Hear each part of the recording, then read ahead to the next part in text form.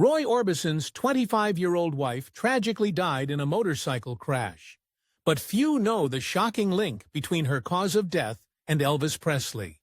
The rock scene of the 1950s and early 1960s was full of artists who exuded traditional masculinity. But among them all, Roy Orbison rose through the ranks. In attitude, Orbison was shy and self-conscious, albeit a little egotistic. However, through his music, he portrayed a unique vulnerability that turned him into an inspiration for so many, even through the tragedies that plagued his life. Many in the music industry have held Roy Orbison's unique creativity in high esteem. Despite his extensive journey from relative obscurity, he was born on April 23, 1936 in Vernon, Texas, to a family coming off the Great Depression. Although his father worked as an oil field driller when he could, his mother, Nadine Vesta Schultz, enjoyed more creative endeavors such as poetry and painting, undoubtedly influencing Roy's artistic spirit. This didn't mean his father was unhappy about his son's interest, though. While Roy's father, Orby Lee Orbison, had to focus on finding work, he still found time to encourage his son's musical beginnings. At 6 years old, Roy received a guitar from his father for his birthday and took to it like a fish to water. Over the years, Roy would learn to play from his father and older brother. However, it wasn't just any kind of music he was playing.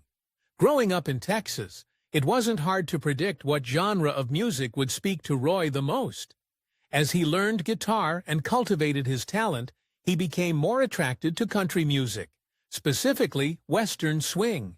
Musicians like Jimmy Rogers, Hank Williams, and especially Lefty Frizzle's vocal talents left quite an impact on Roy, and soon his love of music would pay off. Roy had an inherent aptitude for singing and playing guitar, which those who heard him seemed to recognize early on. At only 9 years old, while living with his grandmother in Texas, he won a contest with the KVWC radio station. As a result, they gave him a weekly radio show on which he sang a regular set list of songs. However, not every aspect of growing up was easy for Roy. There was something that he seriously struggled with. Unfortunately, Roy never seemed to have a high view of himself and spent most of his time alone because of it. His naturally gray hair and thick glasses made him uncomfortable about his appearance and shy around others. Even when it came to his singing, he thought he was average at best, even though everyone greatly admired his talent. Still, this didn't stop him from pursuing his dream. Finally, Roy found a group of people to join him on the path to show business. In 1949, he enlisted several school friends to create a band called the Wink Westerners, playing Western swing music in bars and on the radio. After the group received $400 to play a local school dance, Roy realized that music could be a legitimate career. He then made a significant change. From the moment he received a guitar as a child, Roy not only became talented with the instrument, but was intent on performing mainly as a guitar player.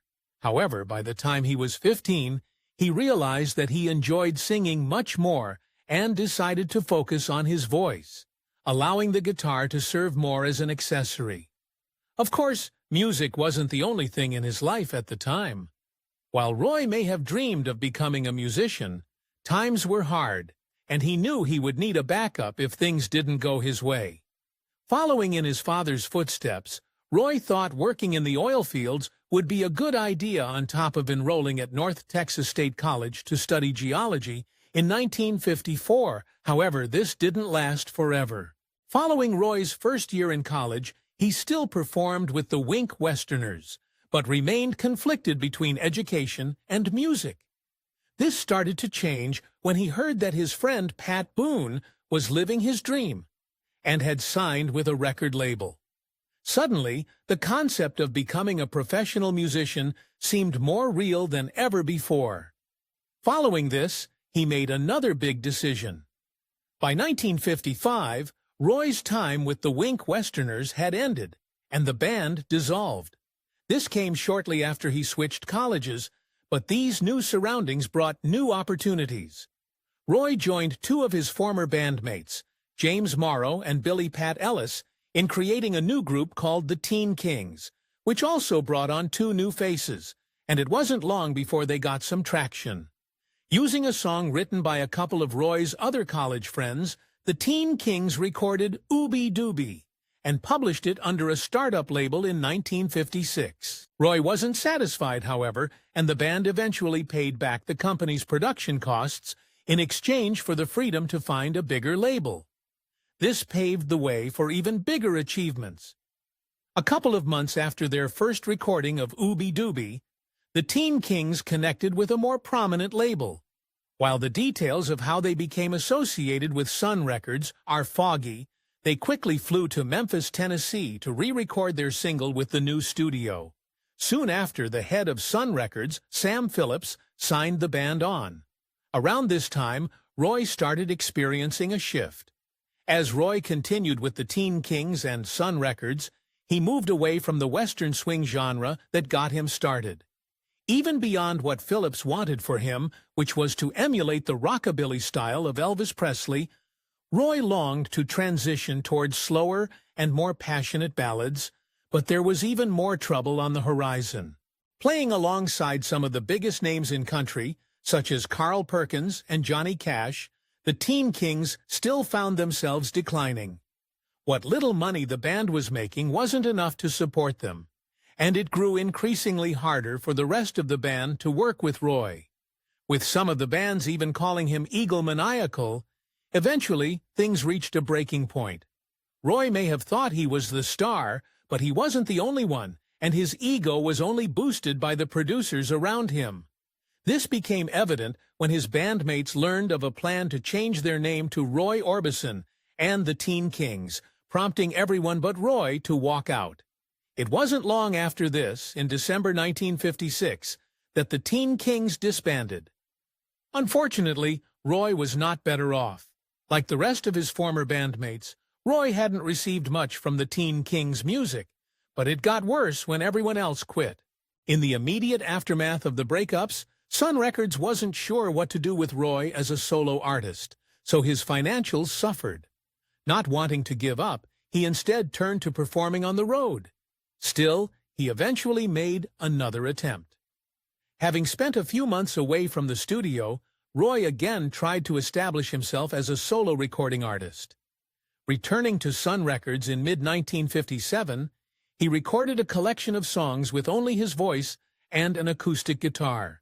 Regrettably, the music industry is fickle, and every song of his failed. This made him realize that being a recording artist was not in the cards. But though there were dark clouds rolling in, he still managed to hit a few professional milestones. Moving away from music production, Roy relocated to Odessa, Texas, that fall with his now 16-year-old girlfriend, Claudette. He had met her several years prior, and the two married shortly after. The following year, in 1958, Claudette gave birth to their first son. Roy, on the professional side, however, was not enthused. While Roy had no desire to record any further music, part of him would always stay connected to the industry. So while in Texas, he continued performing in various venues, until even that lost its intrigue, and he stopped in 1958. While he stopped recording and performing, he hadn't finished with all musical endeavors. Roy had become disillusioned with many aspects of the music industry, but he still enjoyed writing music. Over the next years, he worked for a music firm focused around writing country songs for other musical artists. While at this firm, he forged a relationship with producer Wesley Rose, to whom Roy would send his demos to. This soon proved to be invaluable. After a year of working for the firm, Roy stumbled into another opportunity for a music career. Wesley Rose, who had listened to Roy's demos for the past year, suggested the musician's name to Fred Foster of Monument Records. The following year, in 1960, Roy signed with the label, and now he could finally return to the recording booth. Roy spent many hours writing songs with singer Joe Melson, and after signing to Monument Records, the two wrote Only the Lonely, which included several innovative aspects compared to his usual music. It had doo-wop background singers and strings, and Roy even sang falsetto. Thankfully, this gamble wasn't for nothing. Roy wasn't unemployed, but struggled to provide for his family at least before he and Joe Melson wrote their new song. After Roy recorded Only the Lonely, an honor which was passed up by the Everly Brothers and Elvis, the single released to instant success. Suddenly, Roy wasn't the obscure failed musician anymore, and listeners fell in love with him. But while he rose higher, someone close to him only felt miserable. In just a few months, Roy had gone from struggling to success and released his next single, Blue Angel. Before long, this new fame had him traveling all over on tour, which naturally impacted his family life. Claudette stayed home with their son, and people began to talk, spreading rumors of Roy's infidelity. Even the subject matter of his music hinted that there may have been trouble in paradise. As a musician, Roy was constantly evolving, and quickly found that his latest few hits were too familiar for him. Wanting to divert from his previous works, pop style, he wrote the 1961 rock ballad, Running Scared. Ironically, the songs follow a man who worried about his girlfriend being unfaithful. While recording this, one unforgettable incident demonstrated the strength of his talent. Roy sang among an entire orchestra when recording Running Scared, and as the other musicians could only play so quietly, he needed to sing louder. This proved difficult during a certain falsetto note, and after 2 attempts where his voice broke under the strain, he chose to sing a natural high A instead. He proceeded to nail it, stunning everyone in the room. It was this voice that led to his international fame. In the next 2 years, Roy pumped out even more hits following the success of Running Scared, his first song to reach #1 on the Billboard Hot 100. This prestige led to more appearances, including more worldwide tours. During one of these tours in Australia, a local DJ started calling Roy the Big O, referencing the strong finishes to his ballads. Back home, shortly after he had begun working on Blue Angel, Roy had moved his wife and son to a suburb in Nashville. Only a couple of years later, he and Claudette would also welcome another child. Their second son, Anthony King, was born in 1962, but Roy wasn't the most present father. In 1963, UK organizers offered Roy a spot to tour alongside the Beatles. After accepting and flying over, Roy was in for a rude awakening that he wasn't the only crowd favorite. This culminated when an exasperated Roy asked, "What's a Beatles anyways?" before feeling John Lennon tap him on the shoulder and reply, "I am." Luckily, this tension didn't persist through the tour. During the tour, the Beatles stood shocked at the crazed reception UK crowds had for Roy, who goaded him into 14 encores on their opening night. Fortunately, this didn't evolve into bitterness, and Roy's initial annoyance didn't last. In fact, Roy got along famously with the Fab Four, especially since they'd already been fans of his. All the while, someone else was falling out of love with Roy. As was common for many musicians in Roy's position, his constant touring and turbulent lifestyle caused his personal life to break down. He allegedly had several hidden romances, one of which became evident to Claudette while Roy was on tour in 1963. Devastatingly, she discovered a letter penned by one of her husband's mistresses. Due to this, and her increasing loneliness, she began an affair with the man who built their home. Roy wasn't aware of any of this yet, and Claudette was still involved in his life when he was home. Roy's inspiration came from even the most mundane instances. In 1964, when he and musician Bill Dees were brainstorming a new song, Claudette stopped in, and Roy inquired if she had money on her. Dees responded that a pretty woman never needs any money, inspiring them to write Oh, Pretty Woman, which reached #1 in America and the UK and sold 7 million copies. Despite their appearances, Roy and Claudette were only doing worse. Roy and Claudette's issues came to a head in late 1964 when Roy learned of his wife's affair. Although he wasn't exactly the pinnacle of marital fidelity, this pushed Roy over the edge, and he stated the following year that he and Claudette had divorced. This didn't last long, and the two got back together after welcoming their third child, Wesley, the very same year. Roy had more drastic changes in store, however. Around the mid-1960s, Roy experienced a staggering industry shift that proved detrimental to his career. He continued releasing moderately successful singles, but none reached the same heights that he was used to. The biggest factor in this switch was the British invasion movement, whose radical new sound attracted listeners away from Roy and other musicians like him. Sadly, this wasn't the worst of it. One of the things that Roy and Claudette bonded over was a mutual love of motorcycles. Even wilder, it was Elvis himself who sparked their interest in motorcycles in the first place. However, this passion would lead to one of his greatest losses. While riding their bikes home on June 6, 1966, Claudette became involved in a severe crash with a pickup driver that had her rushed to the hospital. Tragically, she succumbed to her injuries and passed at just 25 years old. Trying to cope and distract himself, Roy explored different avenues. Around the same time, MGM signed Roy to work on music for their films, and to star in 5 of them. Roy's first was The Fastest Guitar Alive, which he tried to divert all his attention to in the wake of his wife's passing. While he thought it was great, the film received poor critical and box office reception, prompting MGM to cancel his subsequent roles. His music also became more and more obscure. As the 1960s progressed, Roy's music fell only further out of favor, especially due to some of the newer music taking the spotlight. Just like the British invasion, and working in close parallel, the counterculture movement diminished the popularity of Roy's work. Instead, artists like Jimi Hendrix, The Doors, and the Rolling Stones rose up. Sadly, the tragedies just kept on coming. As if losing his wife wasn't enough, in the fall of 1968, Roy endured another shocking tragedy. While on tour in Britain, he received news that his home in Tennessee had burned down.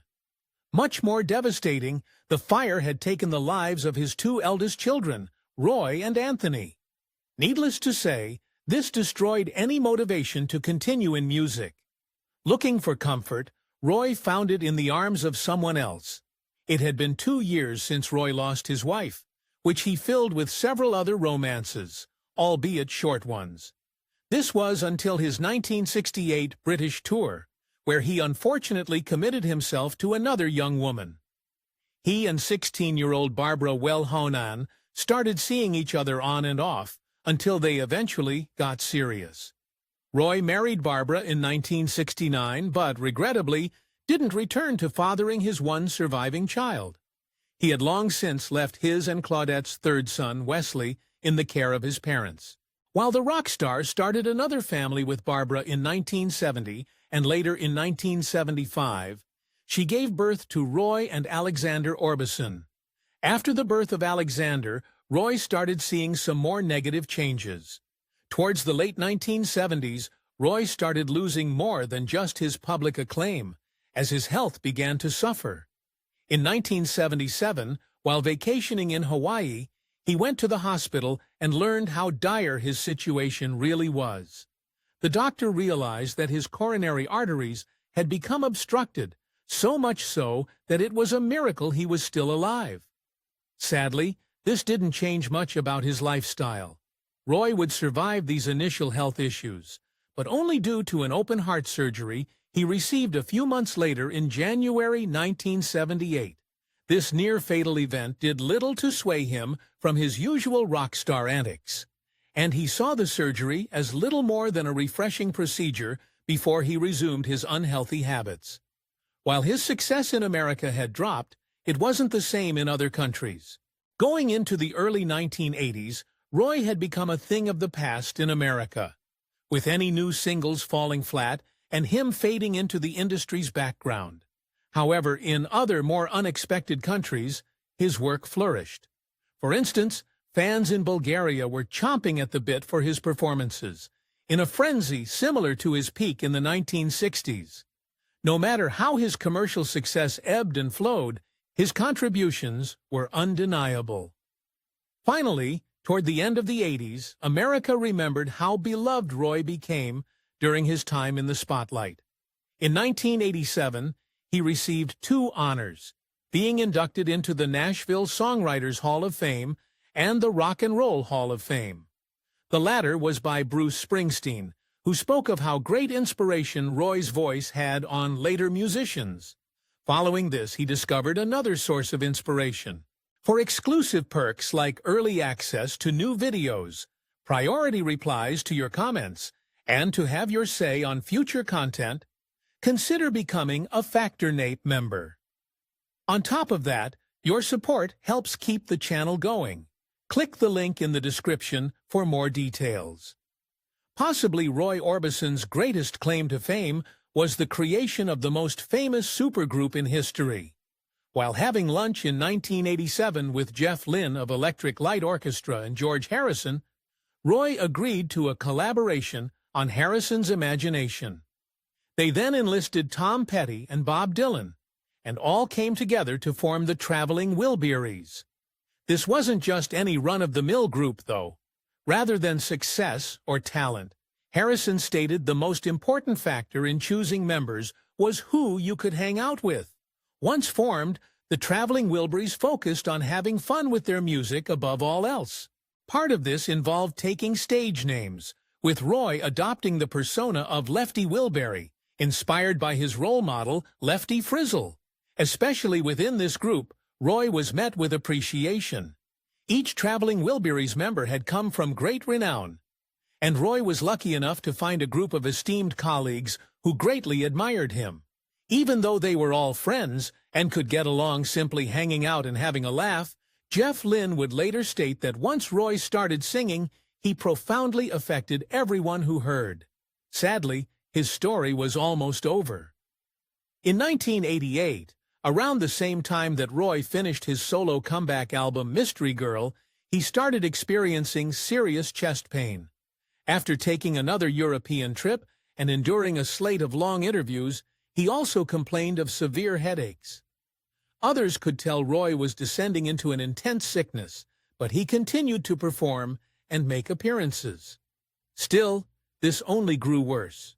In late 1988, just a couple of weeks before Christmas, Roy's life sadly came to an end. Following dinner with his friend on December 6th, he visited his mom's house and spent some time with his son Wesley before taking a bathroom break. After he didn't come out for half an hour, his family discovered him on the floor. Though emergency services were contacted, it was already too late. Roy ultimately perished from a heart attack. As a bit of silver lining, he didn't end his career in obscurity. For someone who experienced the chaotic highs and lows of the music industry firsthand, Roy was lucky enough to end on a high note. His album, Mystery Girl, which released after his passing, broke his previous records and symbolized the fond memories many had of him. In fact, it charted the highest of all his solo albums at number 5.